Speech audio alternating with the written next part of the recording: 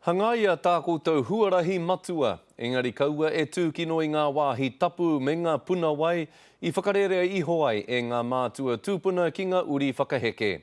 Koe rā tā te iwi o Takamore me te ātiawa ki whakarongo tai I te kaupapa hanga huarahi a te wakakotahi o Aotearoa ki roto I tō rātou rohe. So koe Takamore wāhi tapu.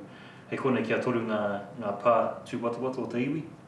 E hara tēnei huarahi e whāia nei e te iwi hei tā te hemana o Takamore a Ben Ngaia. Hei whakawehe I te uepu o Kāpiti, engari he tiakike I o rātou wāhi tapu.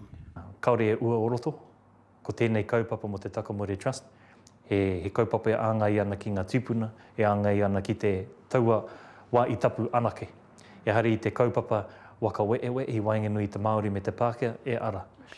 Te weroa ani prata o te atiawa ki tana iwi, me tū māro rātou, ki roto ngā huihuinga kei mua ia rātou, kia kore ai e takahurite e tauiwi, te ngaku o te kaupapa. As mana whenua, we must see that the process of people participating and having a say on this expressway is carried out.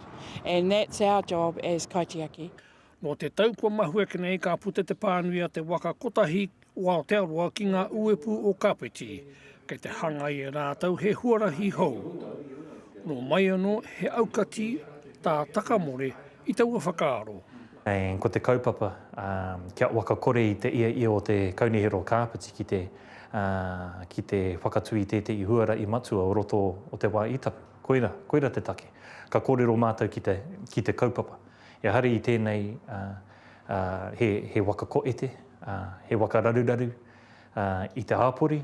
Hei te marama o hui tangaru o te tauhou, ka kapu I te wāhanga mō ngā tono a ngā uepu o Kāpiti ki te waka kotahi o Aotearoa.